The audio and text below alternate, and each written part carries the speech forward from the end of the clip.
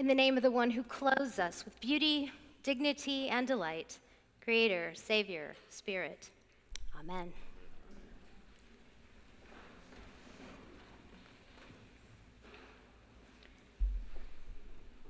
Happy Mother's Day. We have some mothers in the room. We also have people who mother us in this room. We are awash in the motherly love of God, so we can all say, Happy Mother's Day. Yes, today is a day we remember that God's maternal care is awash in our world, especially in all of these dear people who mother us. And this morning, we have an opportunity to cherish these individuals in our communal life. Not just because it's Mother's Day, but because today's reading from the book of Acts centers the story of Tabitha, a woman who literally clothed people with care, with beauty, in ways that shaped an entire community. The text doesn't tell us that Tabitha was a mother, but if we read between the lines, I wouldn't be surprised if she was like a mother abbess, a head of a monastic order, a woman who gathered all the vulnerable around her and created this fabric of community through the bonds of affection that she forged, wielding her skills as a seamstress and dressmaker. Yes, we hear how the community is bereft at the death of Tabitha, whose name is also Dorcas. It's not often that we get the Greek and the Hebraic names in the same sentence, but they both mean gazelle. There's a beautiful symbolic nature to these names that she is known by, both in the intimacy of her community and in the wider world of commerce, where she would have been known by that Greek name of Dorcas. And we're ushered into a very beautiful and intimate moment as the community members are preparing her body, honoring it, getting it ready to be buried. They're also pulling out all of this evidence of the robust and wonderful nature of her love. This in the tunic that you're wearing, that in that headscarf over there, this mantle that she made. Each person receiving these gifts of beauty and grace that were meant to help them feel seen and cherished and acknowledged as those unique individuals that they were. Each one a particular sign and symbol of God's presence and grace. Yes, Tabitha, also known as Dorcas, nurtured and cherished people throughout those seasons of her earthly life. And this story tells us that her love and her gifts were precious and important to Jesus, because God sends Peter to raise her from the dead. By the power of the risen one, her ministry is brought back to life. It is changed, not ended. Yes, this woman taught her community about dignity through her care for widows and orphans, and she continues to love them fiercely as the maternal spirit of care continues to live on. She would be someone who would help that community's labors of love continue to take shape, to be responsive to the needs of the world. And aren't we lucky that we have women like these in our life too? Women who teach us what it is to let love be fully alive in us. People whom we can grieve and know that it teaches us about the dignity of all living beings. People who energize us and help us learn how to commit to sharing our gifts for the common good. And people who teach us what it looks like to make those daily deposits as we invest in proclaiming and magnifying the good news of God in Jesus Christ, who is ever raising us up to participate in God's risen life. Yes, we are blessed, each and every one of us, with the mothers and grandmothers and spiritual mothers and others like Tabitha, who clothe us too in beauty, dignity, and delight, wrapping us up in that love of our Creator that we are made to know in human community. Whether we receive it in our families of origin or find it in chosen families, this love is from God, and this is love we are called to nurture and tend. I know some of you have met my mother, Susan, when she came to visit, but none of you knew my mother's mother, Esther. Esther was as queenly as her name. She could play the piano, and she was an artist. She had all these sketches of the days that she was a young woman dreaming of being a dressmaker. This woman was formidable, too, because she became a nurse anesthetist and was teaching doctors that were going into the Korean War out into the theater to administer anesthesia to patients that they had to care for in the midst of that war zone. Esther was incredible. The practical and gorgeous forms of her love changed many lives, my mom's, my own, and all the people in our family. She made incredible home-cooked meals on every birthday. She designed handmade clothes for every one of her grandkids. She nurtured our spirits and imaginations with countless designs, endless permutations threaded with divine goodness. And my body knew how to respond to the grace of this love even before I could mentally count the cost of how that love was ever shaping us. At the age of 5, I got to be a flower girl for a friend's wedding, a church friend. And my mother, she made me a dress, a little lilac frock with ruffled skirt and lace at the collar and the cuffs. It was a dress that made me dance every time I wore it, even years after its rose petal debut. My mom didn't make a lot of dresses, and when we were talking about this yesterday, she felt a little guilty about that. She's like, I hope you didn't feel bad because my mom made me so many. Yes, Esther was full of endless bespoke layers of love. She designed all kinds of clothes for her children as they were growing up. And yesterday, when I was talking with my mom, she was recounting all the prom dresses that she got to twirl around in the midst of the dance floor in, knowing that nobody had a dress like that at the dance. I do have the photographs that have helped me picture those one-of-a-kind wedding gowns that, yes, my grandmother Esther lovingly created to honor each of her daughters as they crossed into that adult threshold of marriage on their respective paths to motherhood. She was a force, and I still miss her to this day. Not everybody, though, has the expected pathways into motherhood. Rachel Carson was one such woman. She was born in 1907 on a farm in Springdale, Pennsylvania, the youngest of 3 children. And Rachel learned to love nature from her mother. By the age of 10, she was writing for children's magazines and bringing creation to life in incredible ways. She later attended Pennsylvania College for Women and graduated magna cum laude in 1929. Next, she went on to study at the Oceanographic Institute at Woods Hole, Massachusetts, and at Johns Hopkins University, where she earned a master's degree in zoology in 1932. Alas, Ms. Carson could not pursue a doctorate because of her family finances becoming strained. She went to work instead to support her mother and later 2 orphaned nieces. Interestingly, she outscored all the other applicants on the civil service exam, and in 1936 became the second woman hired by the U.S. Bureau of Fisheries. She remained there 15 years, writing brochures and other materials. Yes, a scientist and a writer. Carson was promoted to the editor-in-chief of all the publications for the U.S. Fish and Wildlife Service. Aquatic life was her passion. She wrote several books on the topic, including The Sea Around Us, originally serialized in The New Yorker. When her niece died early in 1957, Carson had her moment to enter into motherhood. She adopted her niece's son and relocated to Silver Spring, Maryland, where she also was caring for her aging mother. Carson received a letter from a friend in Duxbury, Massachusetts, reflecting on the loss of bird life after pesticide spraying in the local area. And that conversation inspired Carson to write one of her more well-known books and controversial ones entitled Silent Spring.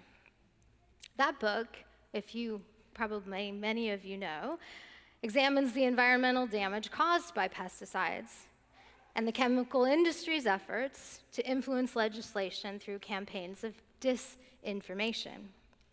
During the war, DDT had been developed, and it was a powerful pesticide that had allowed the soldiers who were on the war zones to be able to get rid of disease-bearing insects and survive that inundation. But back home, it was a lot more complicated of an invention as it came to be applied.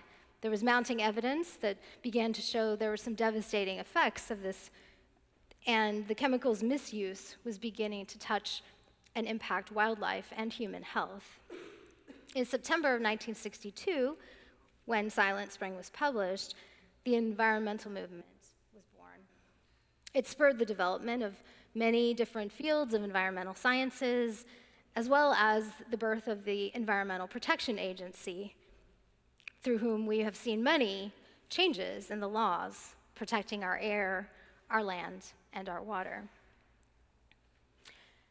Carson's a foremother for whom we can give thanks on this Mother's Day, and yet her legacy of concern and advocacy for Mother Earth is now under threat, as environmental protections are being rolled back and indeed dismantled by recent US government policies. In the past 2 weeks, the US Senate has approved an effort to overturn the Environmental Protection Agency's ruling tied to the Clean Air Act. That act aimed to limit 7 of the most hazardous air pollutants that are emitted by heavy industry in this country. And that vote that was taken just a few weeks ago, it was a 52-46 along party lines vote, marked the first time in the 55-year history of the Clean Air Act that our US Congress has moved to weaken the power of that landmark environmental law. Senate Republicans utilized the Congressional Review Act to overturn the regulation. And the resolution is now headed for review in the House, where it is also expected to pass. The prior administration, the Biden administration in 2024, had attempted to close a loophole that required all of those major sources of the 7 hazardous air pollutions to force the people who were emitting and polluting the air to reduce their emissions by the maximal achievable amount. It was something they called once in, always in. And it was putting the pressure on these corporations. The rule was applicable to some 1,800 chemical plants, oil refineries, and other industrial factories that were classified as the major toxic air polluters.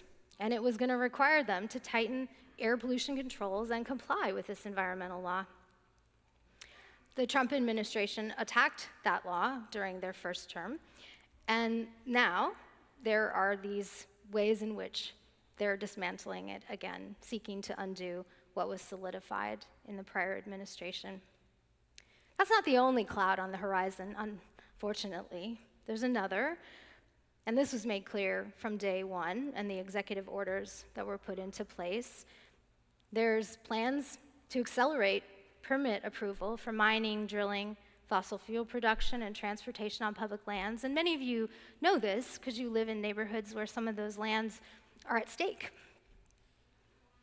It's amazing to me. I was just hiking yesterday in a fundraiser for St. Dorothy's Rest Camp that's in Sonoma County, and it's amazing to me to think about what's at stake in our very backyard, because the emergency procedures that the Trump administration declared at the end of April are working through the Department of the Interior. They, of course, are the organization that oversees the management of federal lands and natural resources. And they're fast-tracking what used to take 1 to 2 years to obtain permits will now take at maximum 28 days. All of this because of the coercive climate policies that were identified as largely in play related to a perceived energy emergency crisis that the administration wants to address. There's a lot of projects, crude oil, natural gas, coal, things that are going to get pushed right through, and obviously environmental advocates have strong feelings about this announcement.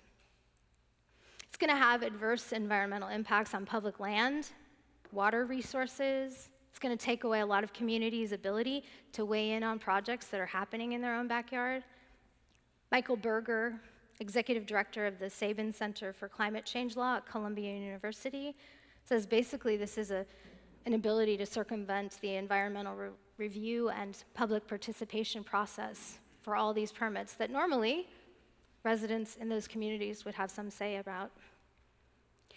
Richard Nixon put this law into effect in 1973, the Endangered Species Act. And some of you were here on Good Friday, where over in this space we were praying with images of the extinct species that have lately passed out of existence, thinking about how God's life in all beings, creatures, humans, how that's another form of crucifixion.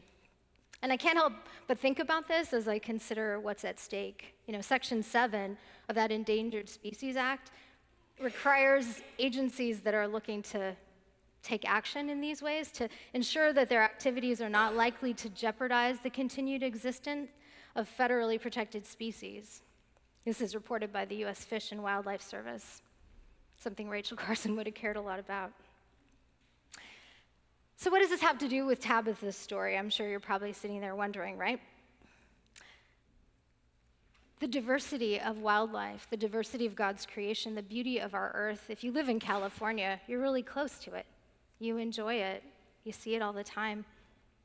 The beauty and dignity of God's cherished creation, not unlike those cloaks and tunics and pieces of articles of clothing that Tabitha created as signs of love, as signs of care. These signs and symbols in our life, in this country, on the verge of possibly passing into history. It's something that's sobering. And then there's that line where Peter takes Tabitha by the hand and says, "Get up, rise up, stand up, be counted. Your love is needed in the world." This is a day that also called to mind what happened this week in the legacy of Peter, the vicar of Rome, as a new pope was elected, Pope Leo XIV. Someone who is very much inheriting the mantle from Pope Francis, who cared deeply about the poor and the planet. I hadn't really dug into Francis's encyclical Laudato Si until this week, but it's very moving. I commend it to your attention. There are lines in there like this one. "Our common home is like a sister with whom we share our life, and a beautiful mother who opens her arms to embrace us. This sister now cries out to us because of the harm we have inflicted on her by our irresponsible use and abuse of the goods with which God has endowed her. We've come to see ourselves as her lords and masters, entitled to plunder her at will. The violence present in our hearts, wounded by sin, is also reflected in the symptoms of sickness evident in the soil, in the water, in the air, and in all forms of life. This is why the earth herself, burdened and laid waste, is among the most abandoned and maltreated of our poor. She groans in travail." The last line that caught my attention is this: "Nothing in this world is indifferent to us." Carson had another such line. It was, "Nothing in this world stands alone." My mom often reminds me that as a mother, she has this special bond with me, and I'm not totally sure how all this works scientifically, but there is that biochimerism where the mother with the baby inside of her is trading cells with the baby. The baby's cells become the mother's, and then those cells swap and go back and forth, and there is something like deeply interwoven in the fabric of life, and not just with that child while they're inside, but even after. If you have children, or if you're connected to someone deeply in your family or circles of connection, and you know something's happened to them before you actually get the news, this is some of the science behind why those deep bonds are possible and how we have that sort of sense of how we're connected. There's a lot in our world right now that deserves our care, and there's a lot that we don't yet know how to do in this walk of love as we attempt to imagine new ways to care for the poor, to follow in the footsteps of Jesus, of Peter and Tabitha, of Francis and Leo. And we are all called to come alive with this motherly love of God, to hear the voice of love, inviting us to know that every single creature matters, that women and women in the sciences, that each and every one of us matter, and no one can be erased. No one can be lost without all of us losing. So I've been praying with this conundrum. I know it's not easy. I know there's not one way to respond, and we don't all feel the same way about these issues, and I recognize and honor that.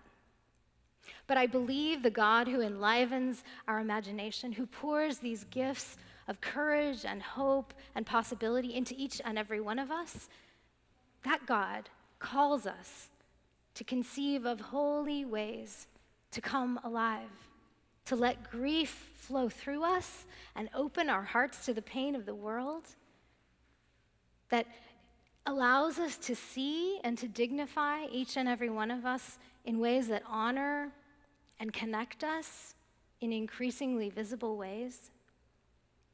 The Spirit stirs us to commit to sharing our collective gifts in ways that are generative and healing, and not only aligned with profits and progress.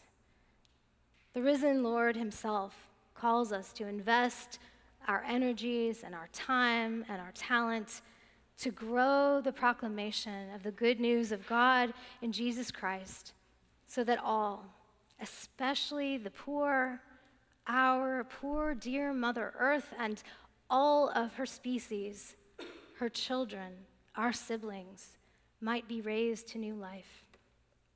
Yes, each of us has different gifts. Some are artists, some are advocates, some are mothers, others mother. Each of us can clothe one another in dignity, in beauty, and delight. So on this Mother's Day weekend, however we reach out to express care and gratitude for those who have invested in our lives and well-being, I pray we will nurture and recommit this spark of the divine that is implanted in each and every one of us, the spark that turns us toward one another with compassion and grace and care in this time that we yet have, a time where the stakes are high, to make a life-changing difference for the sake of God's whole world. Amen.